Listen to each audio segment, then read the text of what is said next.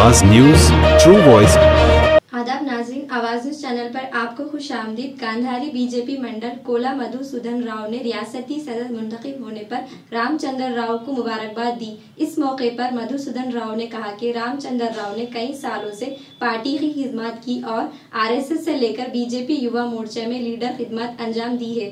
BJP ही वाहिद जमात है जहाँ एक आम कारकुन भी मंडल सदर की ओहदे तक पहुँच सकता है और यही पार्टी की खूबी है। बीजेपी మన తెలంగాణ రాష్ట్రానికి నూతన అధ్యక్షుడు రామచంద్రరావు గారిని నియమించింది। దీని గురించి మీరు ఏం చెప్తారు? ఎందుకంటే మనకు రామచంద్రరావు గారు అధ్యక్షుడు అవుతారని చెప్పి చాలా మందికి అనుకోలేదు। సడన్ గా రామచంద్రరావు గారిని అనౌన్స్ చేయడము నుంచి వాళ్ళకు చాలా ఇప్పుడు వాళ్ళకు బాధ్యతలు కీలక బాధ్యతలు కూడా తీసుకోబోతున్నారు ఒక 2-3 రోజుల్లో।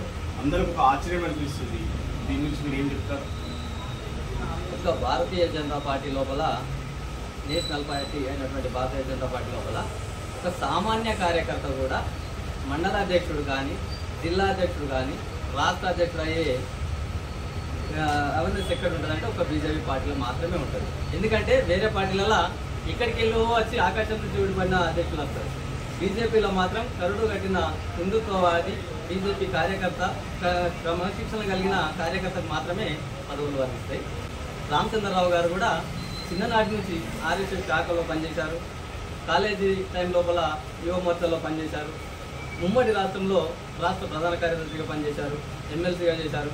వారికి ఉన్న అనుభవాన్ని కేంద్ర ప్రభుత్వం కేంద్ర పార్టీ నాయకత్వం గుర్తించి వారికి రాష్ట్ర అధ్యక్ష బాధ్యతలు ఇచ్చిందని భావిస్తాం।